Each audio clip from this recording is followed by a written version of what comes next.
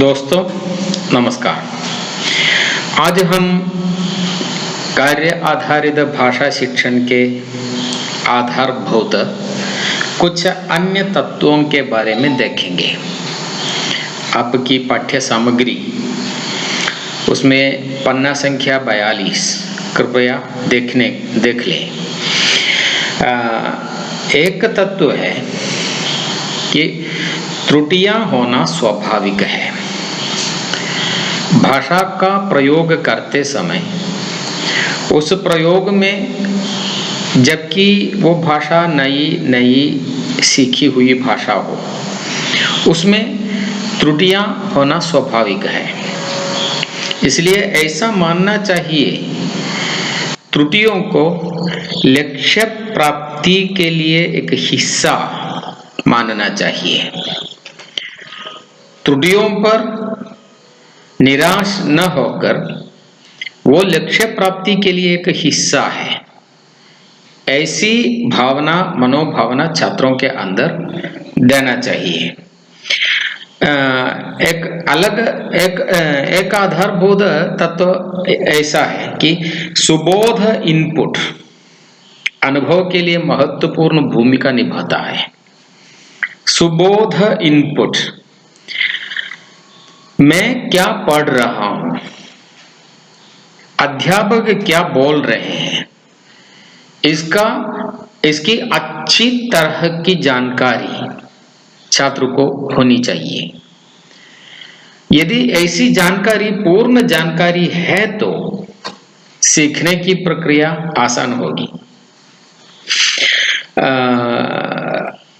भाषाई कार्य में एक आधारभूत तत्व ऐसा है कि भाषाई कार्य में संवाद के लिए पर्याप्त मात्रा में समय मिलना चाहिए। भाषा शिक्षण में, भाषा विकास में संवाद अत्यंत महत्वपूर्ण भूमिका निभाता है। और लक्ष्य भाषा, हमारे लिए लक्ष्य भाषा हिंदी है, मलयालम स्रोत भाषा है, हिंदी लक्ष्य भाषा है जिसे हमें सीखनी है। लक्ष्य भाषा को सीखने की प्रक्रिया में पर्याप्त मात्रा में प्रोत्साहन देना चाहिए। प्रोत्साहन ऐसा हो कि शुरू से ही प्रोत्साहन मिलना चाहिए। ऐसी दुविधा बनती है जब छात्र को कठिनता महसूस हो रही है तो छात्र फिर सीखेगा नहीं। ऐसा नहीं होना चाहिए। यदि शुरू से ही लेकर छात्र को प्रोत्साहन मिलता रहे तो छात्र को पढ़ने के लिए रुचि आएगी। भाषाई रूपों पर ध्यान देना चाहिए।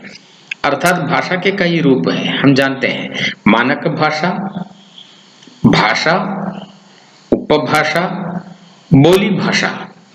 हिंदी को ही लीजिए। हिंदी में अनेक भाषाएं हैं। खड़ी बोली, भोजपुरी, अवधी, ब्रज भाषा, बिहारी, इसी प्रकार अनेक भाषाएं अनेक भाषाओं का समूह है हिंदी।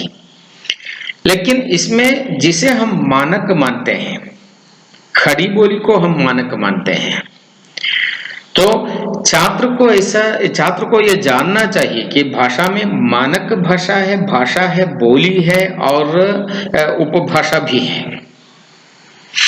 इसकी जानकारी छात्र को मिलनी चाहिए।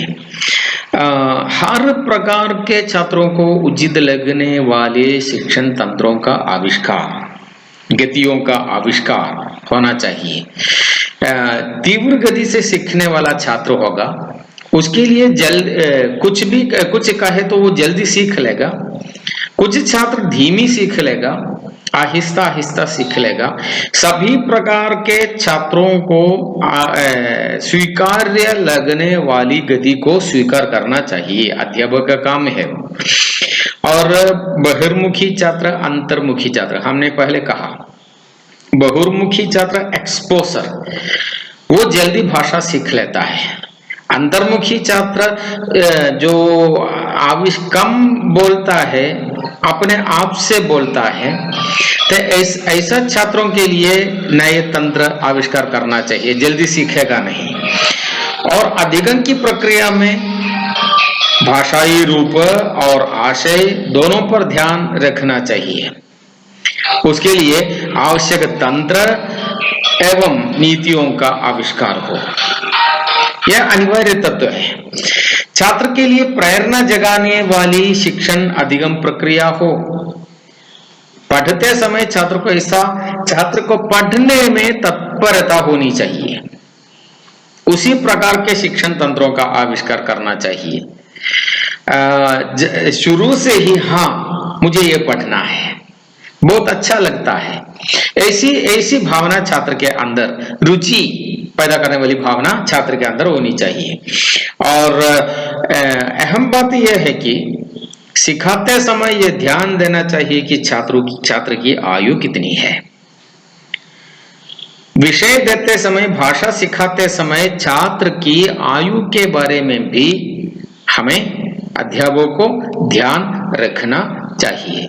यह अन्य आधारभूत तत्व है। इसे आप पाठ्य सामग्री में देखिए और पढ़िए। बाकी हम अगली कक्षा में देखेंगे। तब तक नमस्कार।